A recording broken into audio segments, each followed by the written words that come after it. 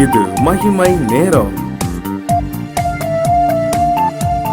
பிதாவாகிய தேவனாலும் கர்த்தராகிய இயேசு கிறிஸ்துவினாலும் உங்களுக்கு கிருபையும் இரக்கமும் சமாதானமும் உண்டாவதாக. 1 தீமோத்தேயு 6 அதிகாரம் 17வது வசனத்தை நான் வாசிக்கிறேன்.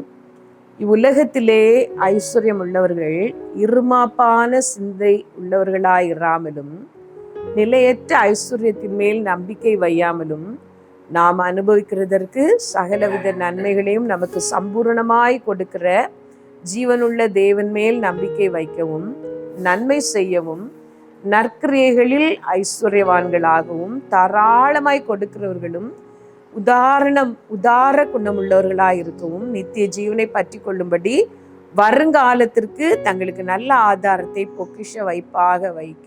பொக்கிஷமாக வைக்கவும் அவர்களுக்கு கட்டளையிடு. இன்றைக்கு நாம் தியானிக்க போகிறது, கர்த்தர் ஐஸ்வர்யத்தை தரும் பொழுது, ஐஸ்வர்யம் உள்ளவர்களாக இந்த உலகத்திலே கர்த்தர் நம்மை வைத்திருக்கும் பொழுது நாம் என்ன செய்ய வேண்டும் என்று சொல்லி.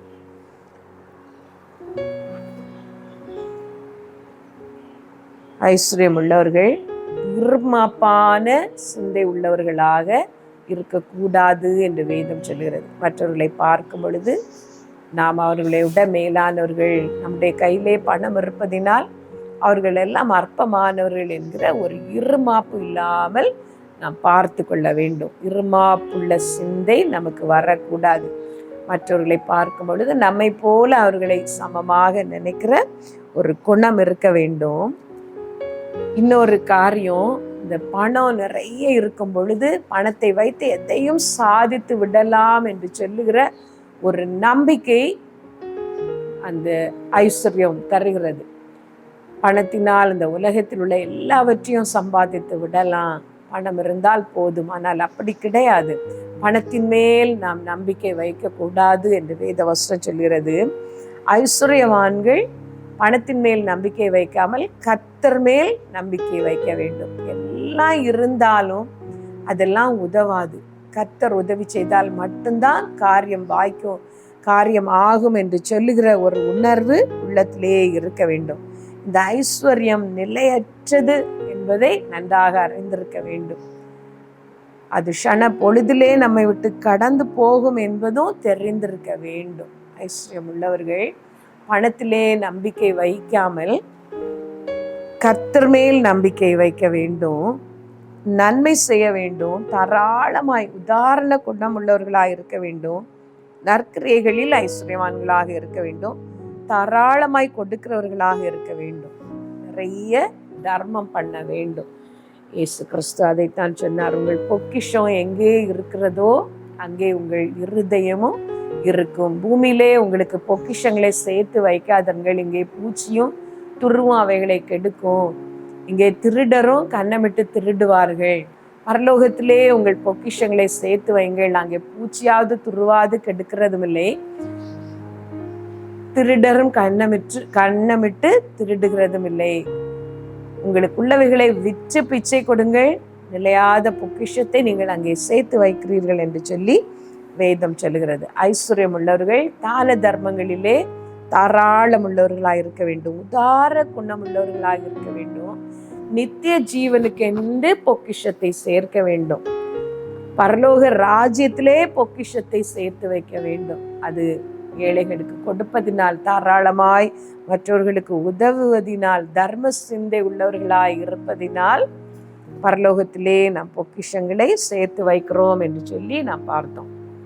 ஐஸ்வர்யம் உள்ளவர்கள் தாராளமாய் கொடுக்க வேண்டும், ஐஸ்வர்யத்தின் மேல் நம்பிக்கை இராமல் கர்த்தரில் நம்பிக்கை வைக்க வேண்டும், இருமாப்புள்ள சிந்தை உள்ளவர்களாக இருக்கக்கூடாது என்று பார்த்தோம். நம்முடைய ஐஸ்வர்யம், ஆண்டவர் நமக்கு தருகிற செல்வம் எல்லாவற்றையும் நாம் கர்த்தருக்காக செலவழிக்கும் பொழுது நாம் ஆசீர்வதிக்கப்படுகிறோம். வேதத்திலே தாவீது ராஜாவை பற்றி நமக்கு நன்றாக தெரியும். தாவீது ராஜாவை கர்த்தர் அபரிமிதமாக ஆசீர்வதித்தார். அவர் யுத்தங்கள் எல்லாம் செய்து முடித்து இளைப்பாறின காலத்திலே ஒரு நாள் தன்னுடைய வீட்டை பார்த்ததும் அவருக்கு உள் மனதிலே தோன்றினது, நாம் சுகமாக இந்த வீட்டிலே வாழ்கிறோம், கேதுரு மர பலகைகளால் செய்த உயர்ந்த வீட்டிலே நாம் வாழ்கிறோம், கர்த்தருடைய பெட்டியோ திரைகளுக்கு நடுவிலே இருக்கிறதே என்று சொல்லி நாத்தானை கூப்பிட்டு, நாத்தான் தீர்க்கதரிசியை கூப்பிட்டு சொல்லுகிறார், நான் இந்த கேதுரு மர உத்தரங்களால் நிறைந்த வீட்டிலே வாழ்கிறேன், கர்த்தருடைய பெட்டியோ திரைகளுக்குள் இருக்கிறதே என்று சொல்லி. உடனே நாத்தான் சொன்னார், உன்னுடைய மனதில் இருக்கிறபடியெல்லாம் நீர் செய்யலாம் என்று சொல்லி. தாவீதுக்குள் மனதிலே கர்த்தருக்காக ஒரு பெரிய வீட்டை கட்ட வேண்டும் என்கிற ஒரு ஆசை. நாத்தான் கொஞ்சம் தூரம் போனதும் கர்த்தர் நாத்தான் தீர்க்கதரிசி இடத்திலே அன்றைக்கு தீர்க்க தரிசனமாக தாவீதுக்கு வார்த்தைகளை அனுப்புகிறார். நான் தாவீதின் வீட்டை கட்டுவேன், இப்பொழுதும் கர்த்தர் உன் வீட்டை கட்டுவார் என்பதை கர்த்தர் உனக்கு அறிவிக்கிறார் என்று சொல்லி 2 சாமுவேல் 7ஆம் அதிகாரத்திலே நாம் பார்க்கிறோம். கர்த்தர் உடனேயே வார்த்தையை அனுப்புகிறார். கர்த்தர் உன் வீட்டை கட்டுவார், உன் சந்ததியை ஆசீர்வதிப்பார், உன் கர்ப்ப பிறப்பாய் இருப்பவனே ஆலயத்தை கட்டுவான், நீ எனக்கு ஆலயத்தை கட்ட மாட்டா என்று சொல்லி. கர்த்தருக்காக தன்னுடைய ஐஸ்வர்யத்தை செலவழிக்க, கர்த்தருக்காக தன்னுடைய காரியங்களை செலவழிக்க தாவீது நினைத்த உடனேயே கர்த்தர் தாவீதை ஆசீர்வதித்தார். ஐஸ்வர்யம் உள்ளவர்கள் ஐஸ்வர்யத்தை கர்த்தருக்காக அவர் மீது உள்ள அன்பினால் செலவழிக்க வேண்டும்.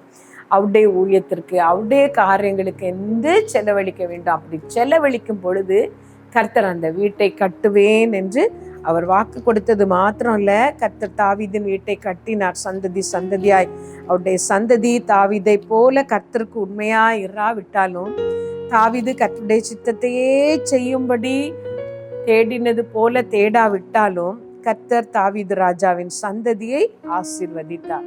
என் இருதயத்திற்கு ஏற்றவன் என்று சொல்லி கண்டு ஆண்டவர் தாவீதின் சந்ததியை ஆசீர்வதித்தார். அந்த தாவீதின் சந்ததியிலே தேவாதி தேவனும் பிறக்கும்படியான ஒரு பெரிய ஆசீர்வாதத்தை கர்த்தர் தாவீதுக்கு கட்டளையிட்டார். கர்த்தருக்காக நாம் செய்கிற காரியங்களை கர்த்தர் மறந்து விடுவதில்லை. அவருடைய நாமத்திற்காக நாம் காட்டுகிற அன்பின் பிரயாசங்களை அவர் மறந்து விடுவதில்லை. நம்மை நினைவு கூர்ந்து ஆசீர்வதிக்கிறார். ஐஸ்வர்யம் ஆண்டவர் நிறைய தரும் பொழுது, மற்றவர்களுக்கு செலவழிக்க முடிகிற அளவுக்கு கர்த்தர் உங்களை உயர்த்தும் பொழுது, நீங்கள் செய்ய வேண்டிய காரியம் தாராளமாக கொடுக்கிறவர்களாக இருக்க வேண்டும். ஏழைக்கு இறங்குகிறவன் கர்த்தருக்கு கடன் கொடுக்கிறான் என்று சொல்லி வேதத்திலே நாம் வாசிக்கிறோம். அவன் கொடுத்ததை அவர் திரும்ப கொடுப்பார் என்று வேதம் சொல்லுகிறது. கர்த்தருக்கு நாம் கடன் கொடுக்கும் பொழுது அவர் கடன் பட்டவராக இருப்பதில்லை, இடங்கொள்ளாமல் போக மட்டும் என்று அவர் சொல்லியிருக்கிறார். வானத்தின் பலகணிகளை திறந்து நான் இடங்கொள்ளாமல் போக மட்டும் உங்கள் மேல் ஆசீர்வாதத்தை வர்ஷிக்க பண்ண மாட்டேனோ என்று அவர் சொல்லியிருக்கிறார். என் ஆகாரத்தில் ஆகாரம் உண்டாகும்படி பண்டக சாலையிலே நீங்கள் கொண்டு வாருங்கள், நான் உங்களை ஆசீர்வதிப்பேன் என்று சொல்லியிருக்கிறார்.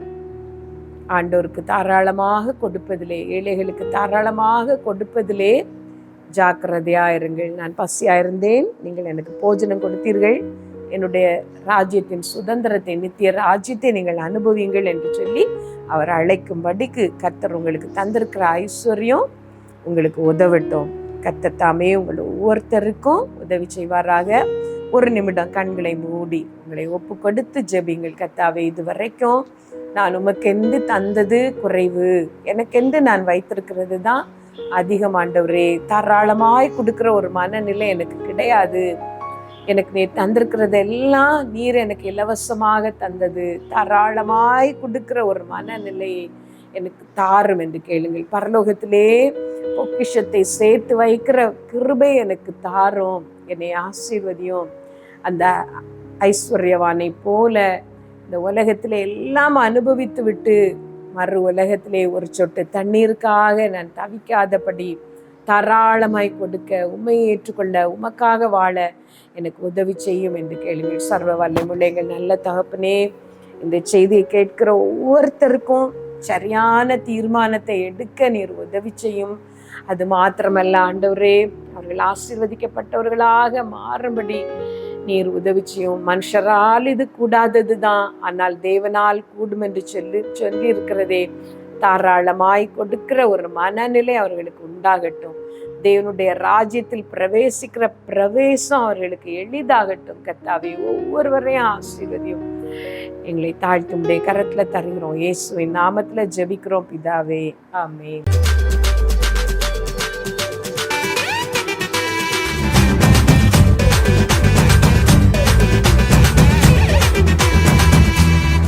மகிமை மகிமை மகிமை மகிமை மகிமை